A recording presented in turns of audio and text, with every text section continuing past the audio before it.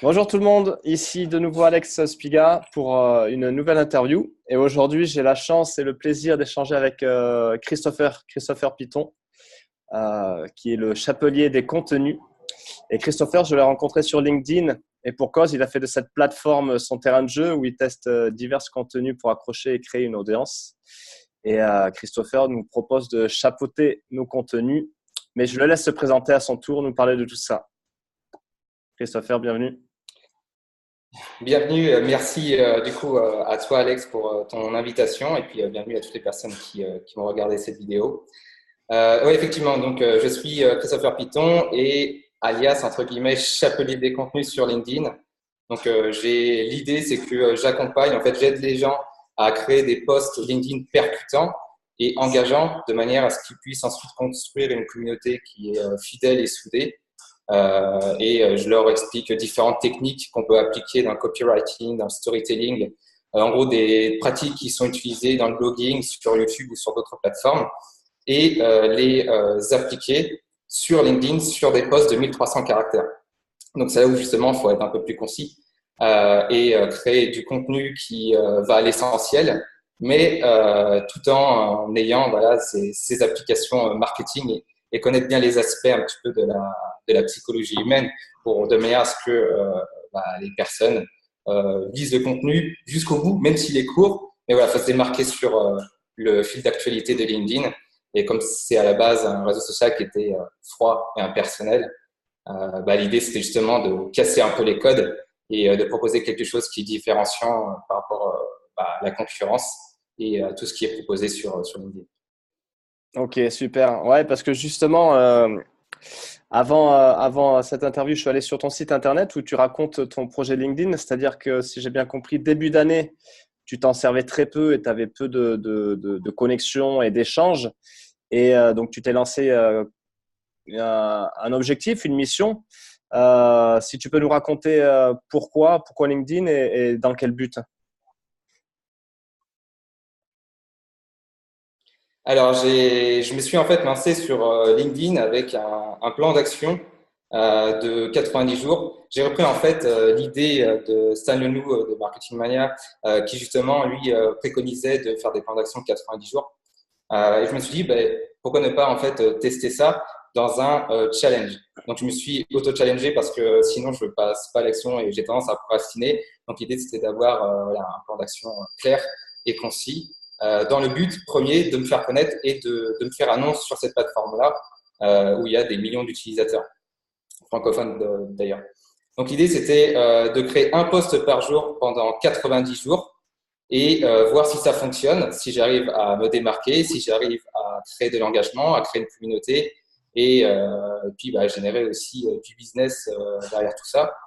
Et ça a plutôt bien fonctionné. J'ai créé une communauté suffisamment soudée qui m'accompagne chaque jour dans mes posts, à travers mes contenus et à travers ce que je propose. Et c'est une expérience qui était super enrichissante. Et depuis, je crée quasi un post par jour sur LinkedIn de manière continue. Donc, ça fait déjà plus de 11 mois. D'accord, super. Oui, justement, là, il y a un point que tu viens de souligner euh, et dont tu m'as parlé quand on a échangé, c'est que toi, pour l'instant, tu n'es pas à ton compte, tu es toujours salarié. Et justement, je voulais savoir, est-ce que ton activité sur LinkedIn, ça sert également ton employeur? C'est quoi le but derrière? Alors, je vais pas dire sa double casquette, mais c'est à double chapeau. En fait, l'idée principale, c'est que moi, j'ai construit ma marque de fabrique, ma marque personnelle, à travers une identité forte. Donc, l'univers du chapeau, la couleur de fond jaune pour me démarquer sur LinkedIn. En gros, j'ai voulu, utiliser une couleur active, alors que l'achat graphique de LinkedIn est bleu, donc la couleur active est jaune, pour vraiment bien me démarquer d'une part sur le fil d'actualité. Et d'autre part, l'idée, en fait, c'était de pouvoir, euh, comment je pourrais dire ça, euh, construire voilà, une identité forte via mon propre profil. Et ce qui est très intéressant, en fait, c'est se dire que mais pourquoi ce mec-là, en fait, il est en train de construire une image de marque alors qu'il est aussi salarié? L'idée, en fait, derrière tout ça, c'est que plus je vais gagner en visibilité, plus mon profil va gagner en visibilité, plus les gens vont s'intéresser à mes contenus et plus ils vont aller justement cliquer sur mon profil complet et voir peut-être ce que je fais, où je travaille, quelles sont mes expériences, mes compétences, etc. Et plus je vais gagner en visibilité, plus mon profil va gagner en visibilité et plus les gens vont aller se renseigner sur la boîte pour laquelle je travaille. Donc ça génère de la visibilité, ça génère de l'audience et du coup, ça fait gagner indirectement de la visibilité pour la société pour laquelle je travaille.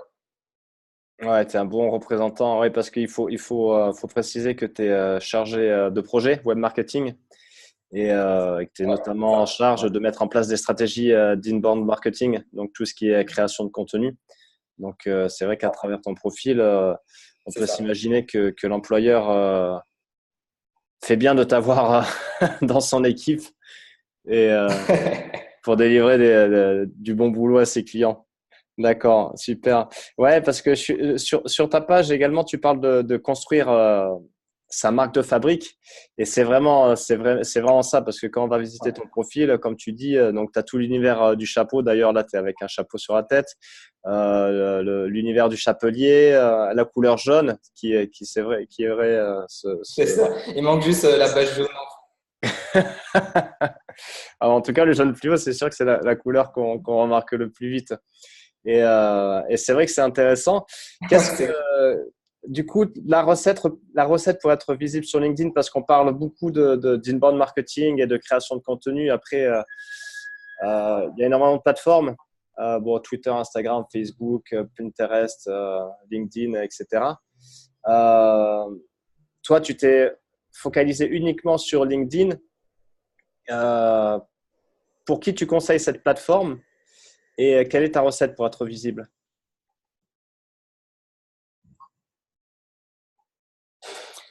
Alors, pour qui je conseille cette plateforme? Moi, en fait, j'ai voulu prendre le contre-pied. C'est-à-dire que la plupart des gens qui créent du contenu, qui se spécialisent plus ou moins dans le copywriting et le storytelling, ils vont davantage être présents dans l'univers du blogging. Ils vont être davantage présents sur Facebook, avoir des stratégies sur Facebook et sur YouTube. Et j'ai rarement vu, voire quasiment pas vu de personnes sur LinkedIn, ou du moins exploiter LinkedIn de manière très approfondie pour justement utiliser ce réseau social-là comme levier web marketing puissant. Donc d'une part, c'était une stratégie différenciante. Et j'avais remarqué qu'il y avait un gros potentiel. Je voyais des personnes en fait qui prenaient le contre-pied et qui engrangeaient des quantités astronomiques d'interactions. Et je me suis dit, les concurrents, mais c'est juste pour relayer leurs informations, un peu comme on pourrait faire sur Twitter en programmant ses publications, etc. Et l'idée, c'est que moi, je me suis dit, je vais pas faire ça. Je vais me focaliser uniquement sur LinkedIn pour créer une visibilité et une crédibilité sur cette plateforme. Donc, je la conseillerais en fait notamment aux personnes qui veulent bien démarrer, qui veulent travailler sur un univers qui est fait de professionnels, notamment B2B, mais ça peut servir fortement pour le B2C parce qu'on peut même y trouver des personnes de tout horizon. Et puis, il faut savoir que même si on est un professionnel, un freelance, un indépendant ou un salarié qui est présent sur LinkedIn, indirectement, ça peut être aussi des prospects, je veux dire, très intéressants. Et les gens ont l'habitude de voir des contenus sur d'autres plateformes et moins de contenus travaillés sur LinkedIn. Donc, j'ai pris le contre-pied. Ça peut vraiment servir aux personnes qui cherchent à gagner en visibilité, non pas de manière rapide parce qu'il n'y a pas de recette miracle pour y arriver. C'est comme mettre en place une stratégie sur YouTube, mettre en place une stratégie sur Facebook, par exemple, ou même sur le blogging. Il n'y a pas de recette miracle, si ce n'est que d'être régulier, de créer du contenu pertinent, mais qui s'adresse à un public cible qu'on a bien déterminé en amont. Si c'est pour créer du contenu et juste être présent sans aucun objectif, sans aucun but clair, il n'y a pas de réel intérêt. Ouais. Et c'était quoi la deuxième partie de ta question? J'ai oublié, excuse-moi. Non, c'était ça. Ben, tu y as répondu parce que la deuxième partie, c'était la recette pour être visible. Et je pense que de toute façon, quelle que soit la plateforme, c'est créer du contenu qui donne de la valeur. Et surtout, c'est la meilleure recette, c'est la persévérance. Que ce soit, quel que soit le choix de la Ah, plateforme, c'est que ce soit clair. sur Facebook, Instagram, LinkedIn. C'est vraiment. Et d'ailleurs, c'est ça que je le répète souvent à mes clients, qui sont là souvent quand ils démarrent des stratégies organiques. Je leur dis de vraiment s'accrocher et ouais, ouais, d'avoir une habitude Tu pas attendre des résultats sur.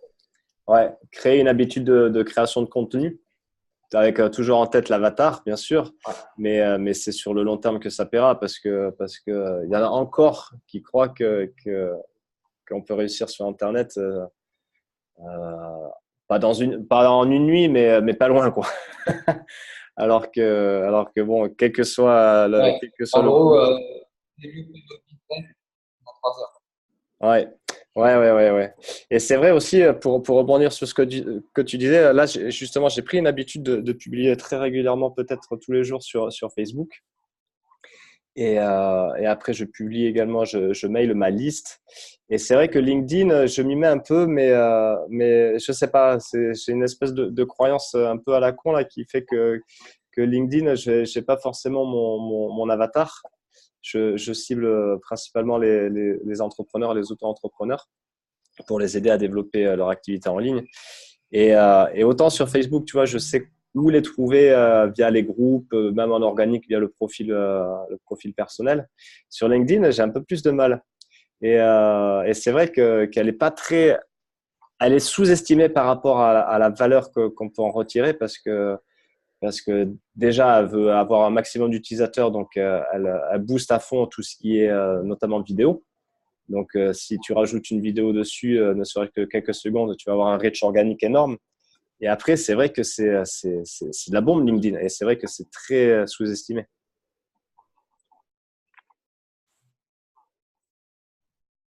Et pas de réaction à ça, donc je continue. Et du coup, Parce qu'en fait, ah, il y a un décalage. D'accord. Ok. ouais. Il y a un décalage et ouais, la connexion qui doit être Ah, fébrile. d'accord. Du coup, toi, tu fais tout en organique, hein?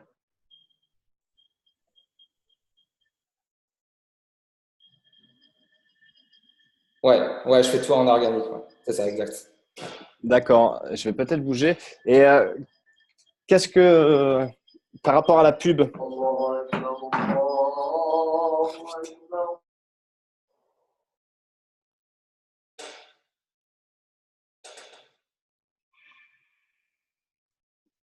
hop, je relance l'enregistrement parce qu'on a été un peu coupé. Et du coup, Christopher, je te demandais si toi, tu faisais tout en organique et quid de la pub sur cette plateforme. Est-ce que tu en fais et qu'est-ce que tu en penses? De la publicité, excuse-moi, parce que ça a coupé, ça a encore coupé. Donc la publicité Facebook, LinkedIn, pardon. Ouais, Ouais. En fait, la publicité LinkedIn, moi, j'en fais pas. En fait, je fais vraiment tout en organique. La publicité, ouais, ça pourrait être intéressant de l'utiliser, mais encore une fois, moi, c'est pas vraiment la stratégie que je veux appliquer.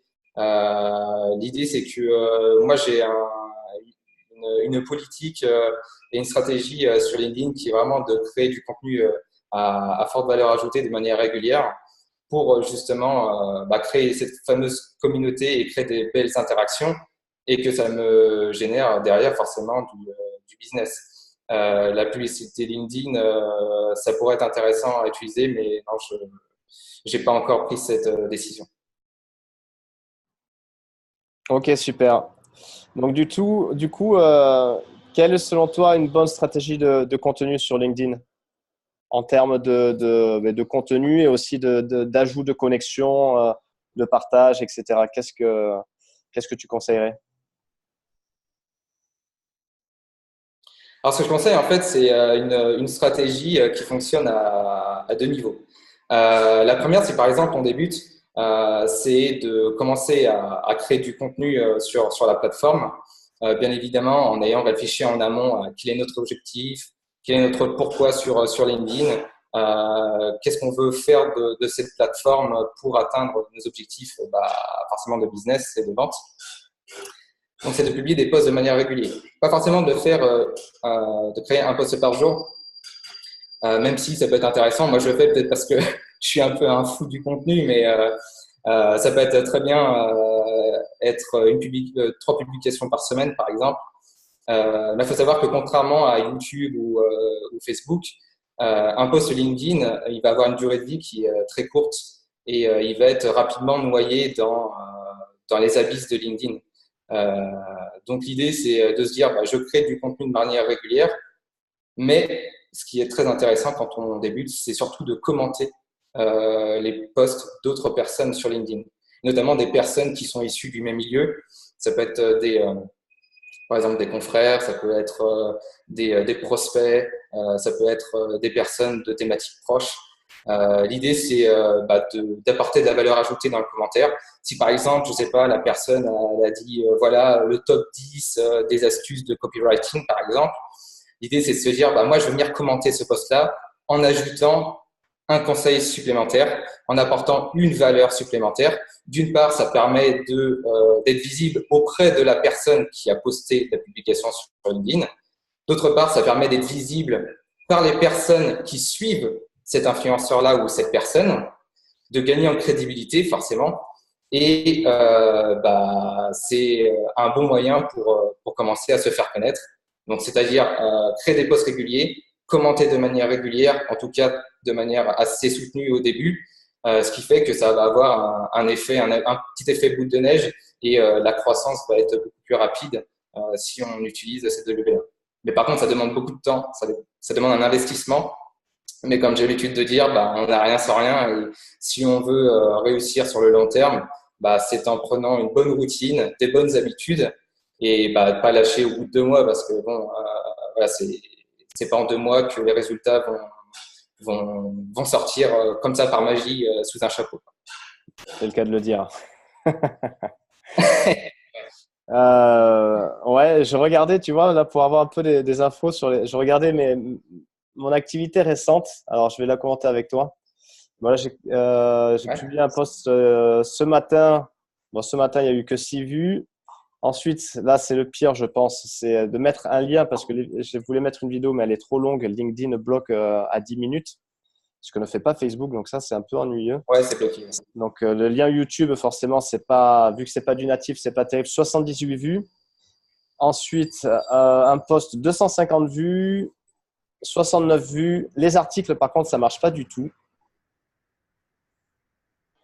8 vues à peine. Ouais. Un autre post 260 et par contre j'ai mis une vidéo qui a été vue 1500 fois, 38 j'aime et c'est de très loin, de très très loin le post le plus porteur que j'ai eu. Donc c'est intéressant. Ouais. Ah, c'est clair. Après, en fait, il y a différentes choses à bien prendre en compte au niveau des vues, justement. Si tu veux, une vue d'un post, ça va pas être une lecture du post. Ça va être juste en fait une impression d'écran sur le fil d'actualité. C'est pareil comme quand tu scrolles sur Facebook, le post va apparaître, va juste apparaître et ça va comptabiliser une vue. Donc c'est pour ça que les vues en fait sont vraiment est une métrique à prendre avec des pincettes. Sur un article, donc tu peux dire j'ai fait que 4 vues.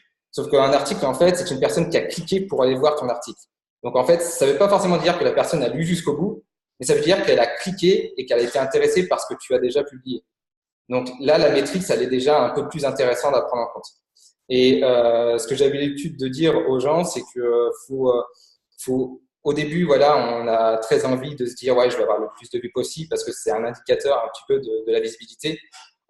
Mais c'est une maîtrise qui peut un peu biaiser notre manière de travailler. C'est-à-dire que si tu prends en compte uniquement les vues et les likes, tu peux très bien publier une vidéo de petit chaton qui va buzzer, tu vas avoir 1000 likes, 100 000 vues, je sais pas, une connerie.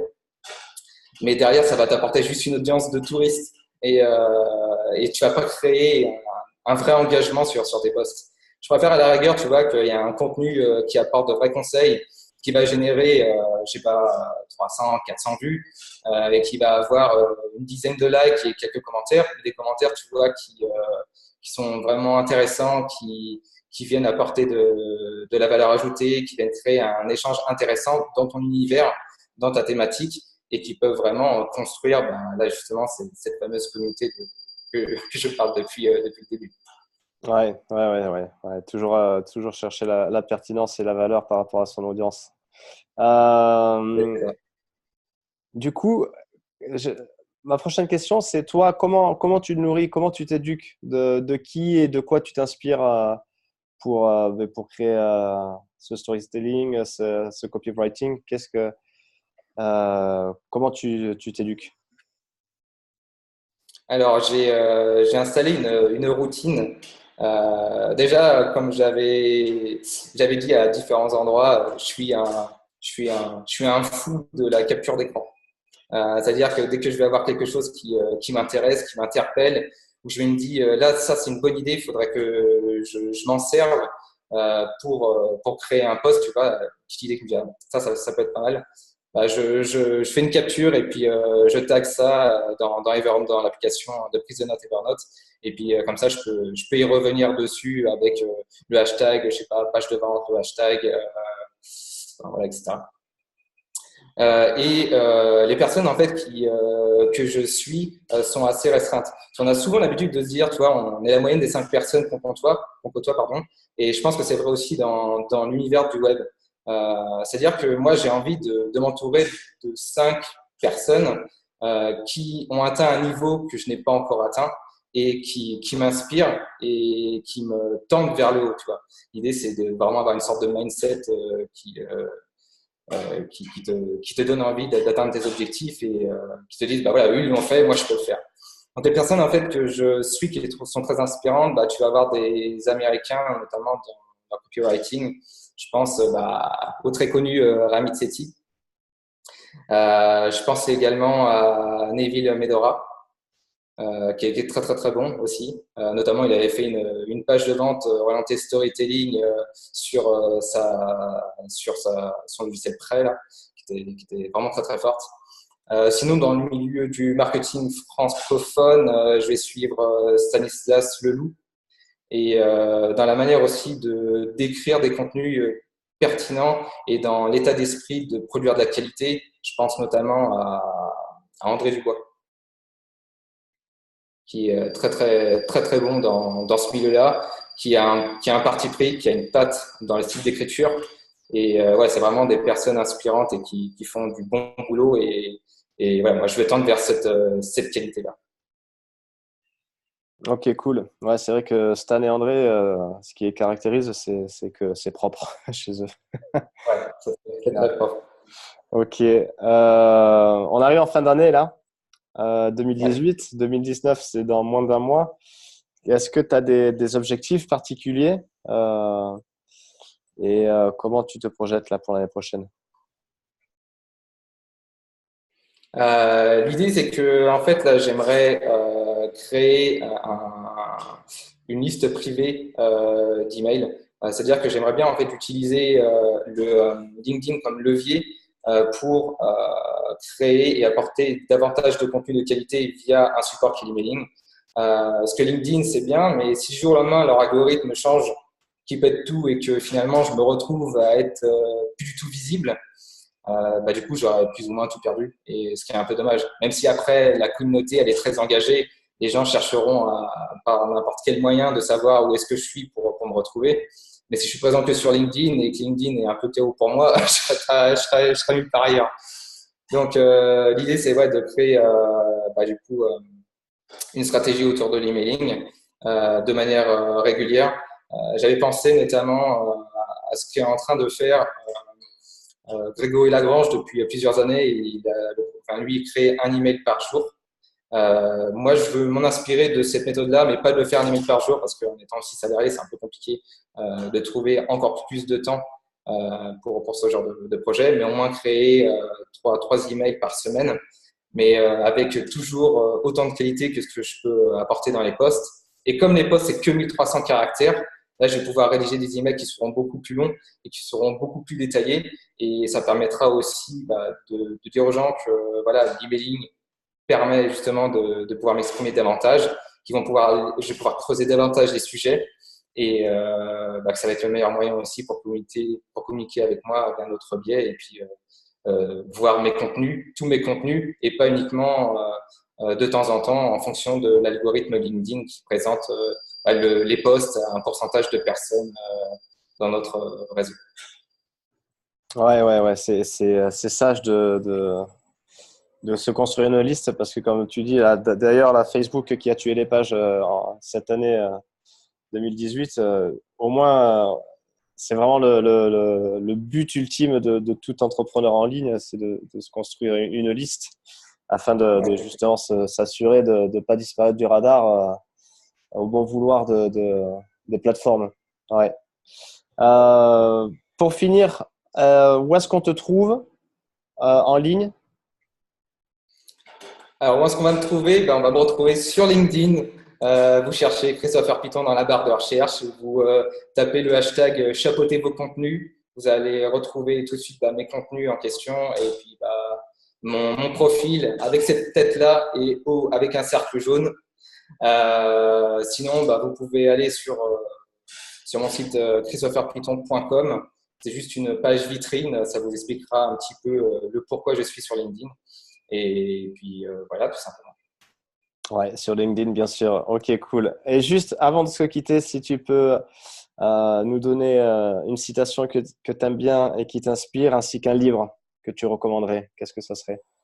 Alors, une citation que j'aime bien. Là, j'ai pas de citation qui me viennent tout de suite là à l'esprit. C'est pas grave. Ouais, non, j'ai pas de citation qui me vient tout de suite à l'esprit. Par contre, un livre que je conseille aux personnes qui veulent se lancer dans tout ce qui est un peu le copywriting et qui veulent produire des contenus qui sont assez intéressants et différenciants, ce serait commencer par Influence et manipulation de Robert Cialdini. C'est vraiment top pour comprendre tous les biais cognitifs qui sont expliqués dans ce bouquin-là et de pouvoir construire des contenus bien chapeautés. Ok, super. Ouais, je l'ai lu cette année, en début d'année, ce livre de Cialdini, et c'est clairement un must-read. Ce bouquin, il faut le lire. C'est pas négociable. C'est vraiment top. Ouais, il est Et justement, impressionnant. tu vois, justement, sur LinkedIn, il y avait des gens qui disaient tu fais un peu de copywriting, du storytelling. En gros, tu es en train de nous manipuler, quoi. Je suis le gros gourou qui vient manipuler les gens sur LinkedIn. En fait, j'avais créé un post qui disait justement en fait, la persuasion, c'est un peu comme tout. Tu peux avoir un tournevis qui peut servir à monter un meuble, mais ça peut servir à tuer aussi. Et en fait, l'idée, c'est de se dire, c'est pas forcément l'outil ou ou le mot persuasion qui est le problème, mais c'est vraiment plutôt ce qu'on en fait. Et c'est ça qui est très très puissant. Et notamment, utiliser les techniques qui sont avec du recul qui sont expliquées dans ce bouquin-là pour son propre business, mais évidemment avec un regard bienveillant. Ouais, bien sûr, ouais. Et d'ailleurs, la version originale, il s'appelle juste influence et pas manipulation. Je sais pas pourquoi la version française a rajouté ça. Ça, c'est une bonne question. J'aurais pas la réponse non plus. Et Ok. sans doute, ça sera peut-être plus. Ouais, ouais, pour prouver que ça marche. Ok, C'est Christopher, ça. super. Une dernière chose à ajouter? Que je te remercie de ton invitation. C'était super sympa. Ah, il y a un peu de bruit là, on va finir avec un peu de bruit, désolé. Ouais, ben merci beaucoup Christopher, c'était super. Merci pour nous avoir expliqué un peu tout ça et les bonnes stratégies à avoir sur LinkedIn. Et je te dis à bientôt, on se retrouve sur la plateforme B2B. Ça marche très bien. Merci à toi, Alexandre, pour ton invitation. Et puis, on se retrouve bientôt. Ouais, Et surtout, continue à côté tes vidéos. yes, c'est prévu. Bon, merci, à bientôt. Salut.